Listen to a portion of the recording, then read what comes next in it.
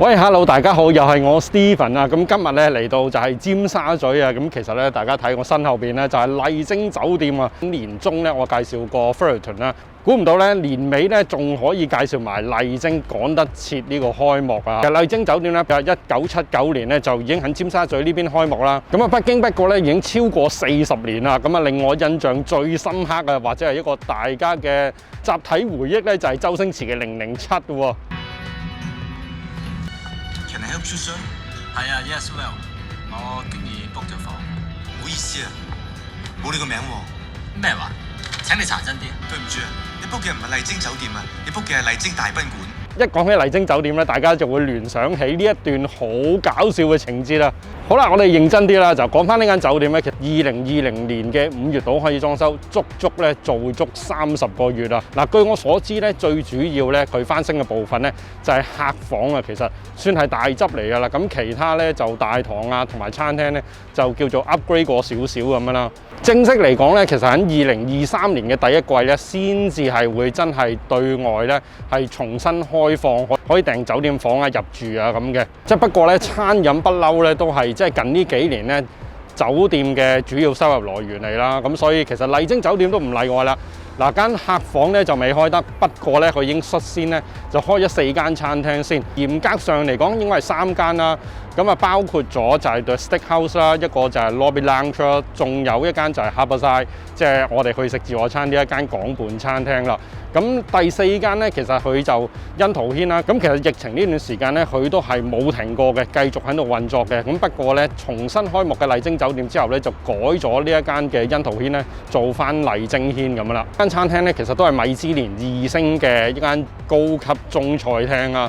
咁但係我自己呢幾個月前咧就試過啦，嘢出咗片啦，我就唔會人云亦云嘅，即係我唔會因為佢有升啦，我就話哇一味會讚好嘅。我自己嘅感覺咧就只係一般啦。有興趣咧都可以睇翻之前嗰條片啦。咁今次我去食呢個自助餐咧都係100% 完全自費嘅。所以如果大家想睇得多更加真實食評啦，同埋一啲本地最新最抵嘅吃喝玩樂資訊咧，仲未訂閱嘅快啲撳個 subscribe 掣咧。最緊要咧睇完片咧俾個 like。仲有咧就係其實我喺 IG 同埋 Facebook 咧都會分享最新最 update 嘅動向嘅，咁所以如果訂閱咗 channel 咧，都可以上埋 IG 嗰度咧 follow 一下咯。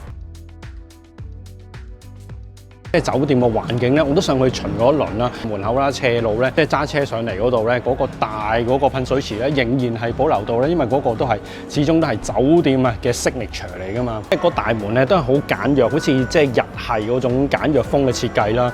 咁一入到酒店嘅大堂咧，我記得同以前一樣咧，佢個大堂咧樓底比較矮嘅，咁所以咧其實壓迫感咧係仍然存在嘅。而且咧喺大堂嗰個位咧，佢冇直接嘅太陽光咧射到入去嘅，咁所以咧嗰個環境咧都係比較昏暗一啲啦嚇。lobby 咧就冇話即係咩特別嘅擺設啦，稍為比較空洞嘅。由於酒店咧其實未係正式開業啦，咁所以 check in 嗰邊咧仍然係未開放嘅，好簡約咧，簡約到咧我自己覺得係有啲咁多嘅冰冷感添，冇乜嘢俾你打卡咁樣嘅。咁所以咧，其實你一入到大堂咧，最吸引你咧就係 lobby lounge 嗰邊嗰個位啦。咁嗰邊咧就有一個好靚嘅落地玻璃啦。咁啊黃昏嗰陣時咧就最靚嘅，有一個日落嘅太陽咧曬到入嚟咧，的確係幾舒服嘅。lobby lounge 最主要咧就係食 tea 啦，同埋飲杯嘢咁啦。咁佢而家最新咧就係一個888嘅 package，tea package 咧就貨2個人嘅。咁我相信呢個位置咧應該咧都會係唔少朋友咧即係過嚟呢一個重新開幕嘅麗晶酒店嘅其中一個目的嚟㗎啦。下邊咧都會有一間 steakhouse 啦。咁啊 steakhouse 我以前咧就主要咧最中意咧就係食佢嗰個嘅weekend brunch，咁我覺得做得相當之唔錯嘅。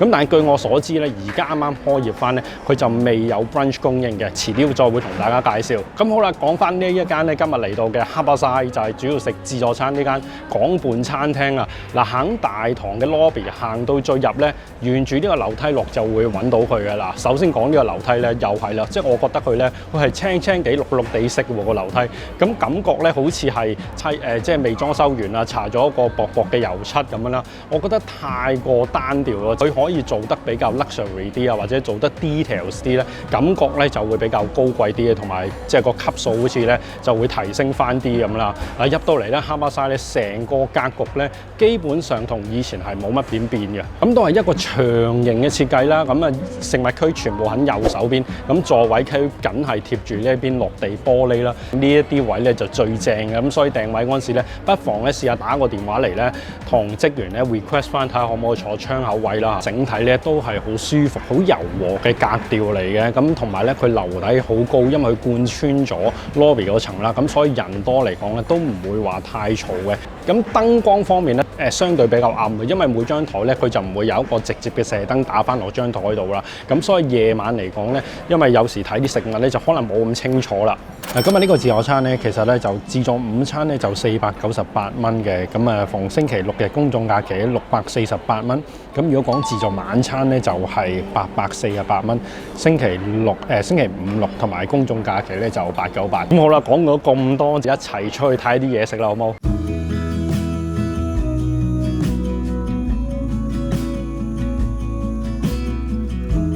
嗱，喺凍海鮮嗰 part 咧，首先見到咧佢就冇凍嘅龍蝦啊、波龍嗰啲佢又冇嘅，不過咧有幾款嘢都幾突出。首先就係見到一隻3點蟹啦，有雪蟹腳啦，同埋一隻都幾大嘅麵包蟹咁樣嘅。較為出眾嗰啲咧就係佢嗰個刺身嘅部分啊，都幾有驚喜嘅。咁我初頭咧就見到佢壽司整好咗啲壽司啊，咦好似有啲流流地咁樣，但係原來咧佢刺身嘅部分先至係重點嚟啦。刺身嘅部分咧最強咧就係有呢個大拖食啊！咁我聽翻師傅講咧，佢就有時大拖啦，有時中拖咁樣咧 mix 埋嚟出嘅。咁但係咧一定咧都係拖羅嚟㗎啦。咁有帶子啦，帶子係非常之厚大嗰隻嚟嘅。咁仲有咧就係油金魚啦，仲有個大蝦咁樣。咁呢幾款嘢咧，見到個質素咧都係真係唔差，同埋係近來咧即係喺自助餐嚟講，算係非常之高質嘅一個刺身區域嘅。咁所以咧，我第一盤咧我就唔攞凍海鮮住，反而之後我攞啲刺身試下先。我第一件事咧，真係見到啲拖羅咧都有啲流口水，真係好誇張。呢個拖羅咧真係好少見咧，自助餐咧俾到咁肥美嘅一件拖羅嚟嘅，好靚呢件拖羅，試下先。哇！魚又好爆，魚又好爆，好滑好爆隻。佢係一嚿咧係即刻切出嚟嘅，咁所以咧其實佢唔係整好晒，又唔係切好晒一片片，佢個厚度咧都俾到幾勁下，就冇乜點慳住啦，可能都係新開啦，點都係做得好啲，甚至乎高過一啲咧日本嘅居酒屋俾你嘅刺身，帶子都好軟滑下個帶子啊，佢都幾甜嗰隻嚟喎，好滑好甜嗰隻，溫度做得幾好，有啲餐廳就擺咗喺個雪櫃裏邊啦，長時間雪住咧，溫度咧始終都會冰啲啦，同埋有一個雪藏味。佢呢一隻咧，佢係喺個盒裏邊拎出嚟。好似人哋奧馬卡西嗰啲，覺得係比較靚啲嘅嗰個刺身係。呢度咧就仲有一隻咧，即係嗰隻魚子係任你筆啊，自己喺度筆嘅。咁佢隻魚子咧幾個光澤嘅，好挺身嘅粒粒，幾靚嘅。喺自助餐嚟講咧，咁樣嘅魚子咧，的確係少有啲喎。呢一款魚子，粒粒咧爬爬聲，同埋佢唔會話好鹹嘅呢隻魚子。同埋啲魚子咧夾埋啲拖羅一齊食，會唔會太浮誇咧？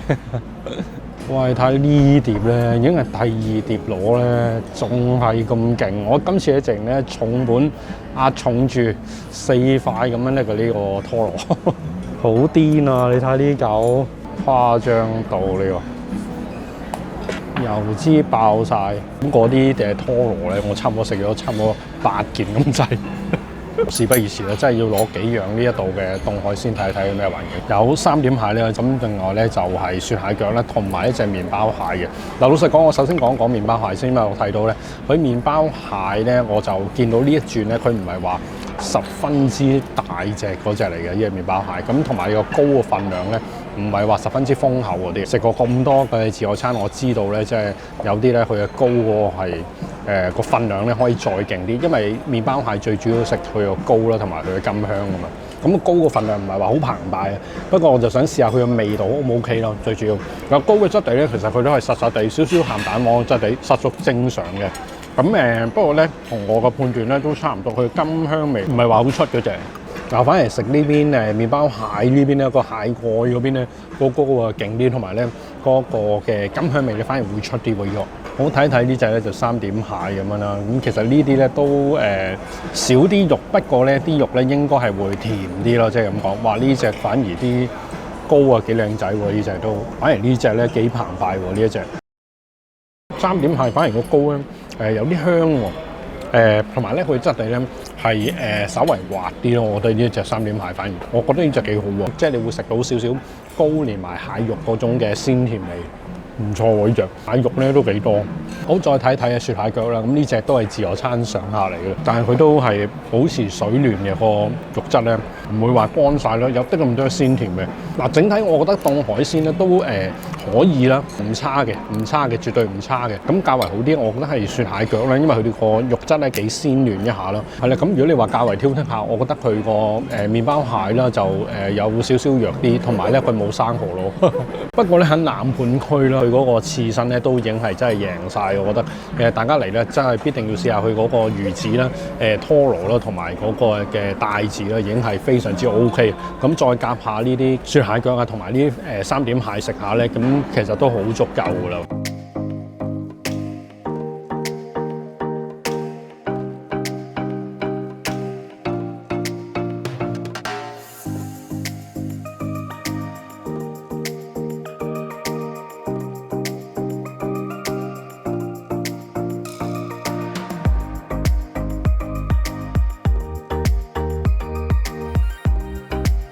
試下佢啲熱嘅食物啦，咁包括咧，即係佢有2款嘅，一中一西湯啦，2款湯。咁呢度咧我就攞碗西湯試下嘅。咁佢呢隻咧都係啲類似周打蜆啊，即係海鮮湯嗰隻嚟嘅。個味道咧唔會話過鹹，同埋佢嘅質地咧都係幾滑嘅。不過我就嫌佢咧裏邊嘅料就唔係話好多，即係冇乜蜆肉啊嗰啲咁嘅。嗱，頭先啱啱講完咧凍海鮮佢就冇俾龍蝦你啊嘛，咁去咗邊度咧？原來咧就係喺熟食區嗰度咧，佢呢度有源源不絕嘅，就係呢一隻蒸龍蝦係不停供應啊！之前如果有睇開我嘅觀眾都知啦，咁我有好多嘅酒店自助餐我都有去咗食啦。咁其中有一啲咧都曾經試過做呢一隻嘅蒸龍蝦嘅，咁不過咧就可能限住啊，或者係響鐘仔出去搶。咁呢一度咧佢就係源源不絕供應嘅一個大嘅蒸籠咁樣捧出嚟嘅。咁如果你要咧就問師傅啦，佢就係開邊蒸龍蝦咁樣啦，有2款嘅醬汁。咁如果你覺得想試下一啲新嘅口味嘅，咁都可以飲少個醬汁。咁我就呢隻龍蝦咧，我就首先咧，哇，好嫩下喎呢隻龍蝦仔。哇！啲肉咧好雪白㗎，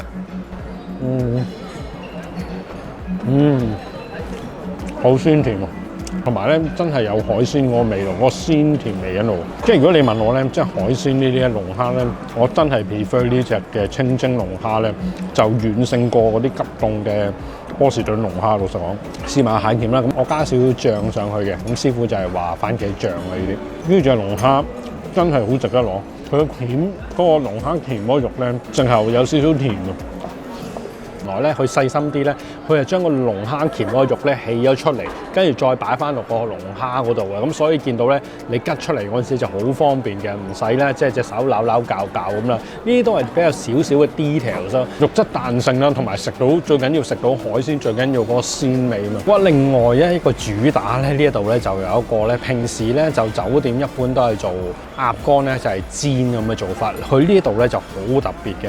咁佢仲會用咗個花雕酒咧去浸呢一個嘅鴨肝啊！呢一種咧都幾特別。不過咧本身呢一個嘅鴨肝咧，佢就襯酒咧就係好匹配嘅呢樣嘢。咁上邊咧佢就有一個嘅南瓜呢個脯啦。呢隻咧就真係未試過啦。喺自助餐嚟講，話呢味好澎湃鴨肝咧，佢本身咧都幾大件啦，同埋佢咁樣做法咧，反而咧真係一啲油都冇，純粹咧就係食佢嗰個嘅鴨肝咧本身嗰個甘香個味道，同埋咧佢呢款酒唔會話好重酒嗰種花雕嚟嘅，香多過係即係酒精嗰個味道啊。南瓜個 form 咧令到呢件事咧更加就有個層次喺度啦，咁食入口咧就更加豐富啊！即係呢塊絲巴西就好吸引。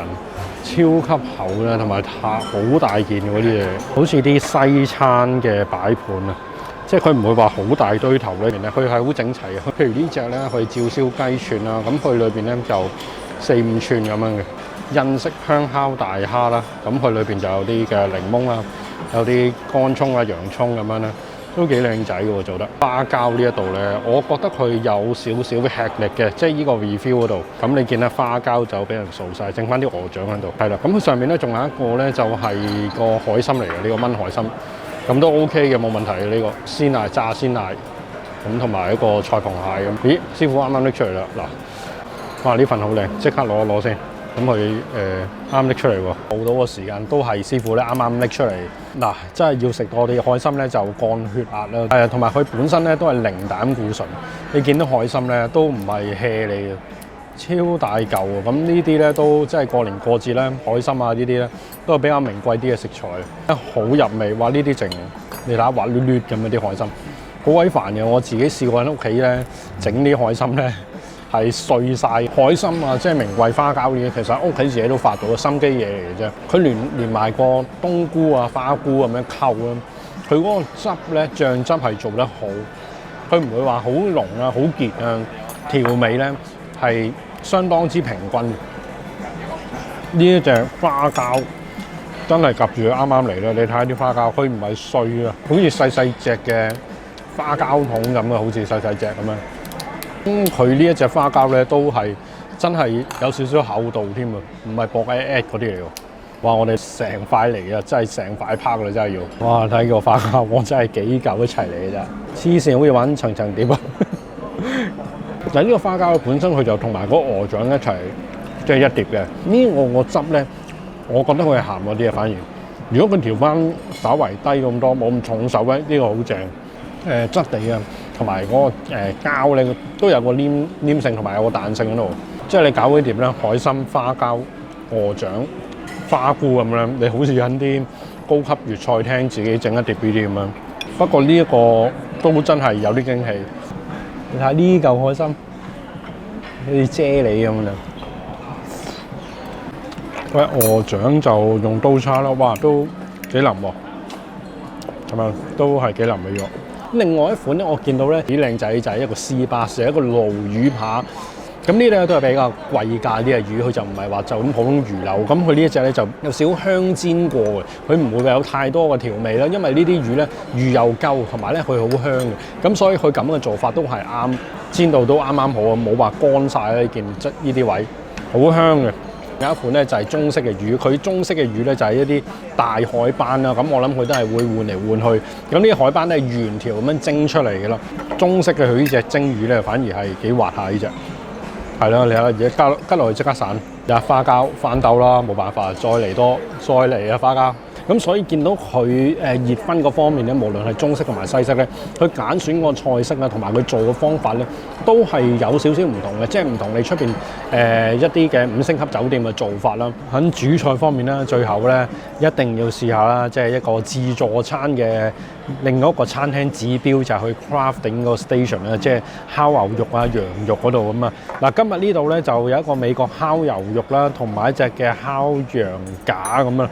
我先睇啦，即係個羊架咧細件啲嘅，咁但係咧我就反而中意呢一隻，因為佢咧正就係因為咧佢個羊咧比較細啊，咁啊比較嫩啊，即係羊仔肉嚟啊，咁啊顏色咧都係好對版咯，咁肉質咧睇嚟咧都係比較腍啲嘅，咁啊醬汁咧就黑椒汁同埋燒汁就悉隨尊便啦，自己嚇睇得我落去觀眾都知啊，我係好中意食羊架幾嫩咁。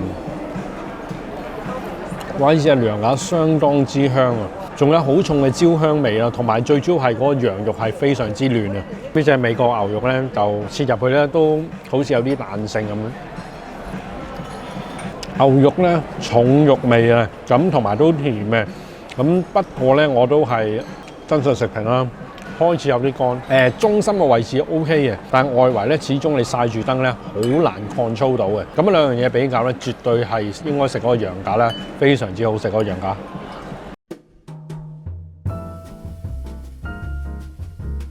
好啦，最後嘅部分咧，梗係要睇下個甜品喎。咁甜品呢一度咧，佢就喺個吧台嘅最尾嗰部啦。咁啊，主要都係一啲蛋糕啦，同埋雪糕嘅。咁先講蛋糕咧，我就攞咗4件㗎啦。咁佢呢度啲蛋糕咧就好特別嘅，比較大嚿咁咧，即係好似我呢個朱古力，好似麥提沙嗰個咧，足成塊面咁高啊！影相啊打卡就正。不過咧，如果你話叫我食晒咁大件咧，的確個 size 咧，如果佢 cut 翻一半咧，起碼一半咧就會好啲啊！攞咗個 cheesecake 啦，核桃蛋糕同埋一個平嗰批咁啊。特別咧，我中意嗰個合桃咧，佢質地咧上邊咧即係合桃咧就好爽脆，咁中間咧就有啲煙煙韌韌咁啊。呢類型嘅蛋糕好多時咧都係超甜嘅，咁呢一度咧就比較啱香港人口味啦。咁同埋嗰個 cheese cake 咧，呢度都唔使講啦，就 cheese cake 咧佢好濃郁嘅，芝士個味道咧都幾出嘅。仲有就係有一隻咧自家製嘅雪糕，咁都係非常之綿滑嘅，仲有一個奶茶味添。呢個咧就真係特色啦，因為其他酒店好似未見過嘅。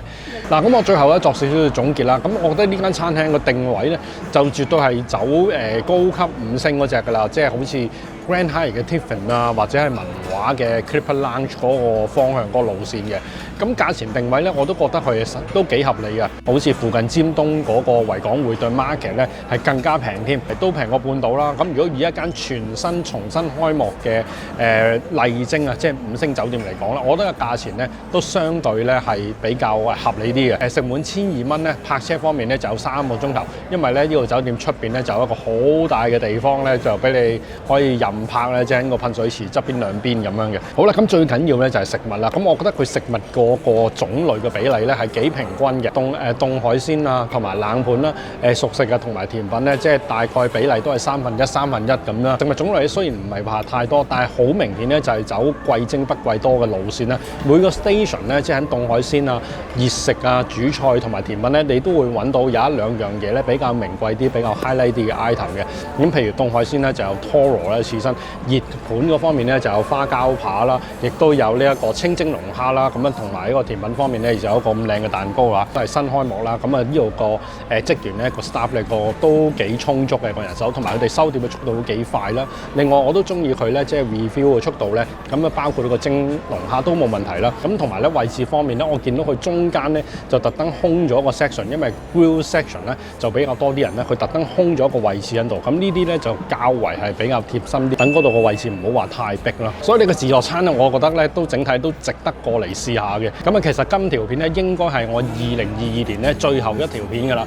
咁今年咧的確咧真係有唔少嘅風浪啊，拍片咧都有上有落啊，同埋有其他好多唔同嘅嘢咧，我都會要面對啦。咁希望大家咧都真係多多支持，咁俾多啲動力我咧，出年繼續拍多啲好片嘅俾大家咯。嚟緊咧都新年，咁我哋出年咧就再見啦。繼續訂閱分享我啲片俾你啲朋友，等更加多朋友知道香港吃喝玩樂最新嘅情報。咁我哋下條片再見，係咁先，拜拜。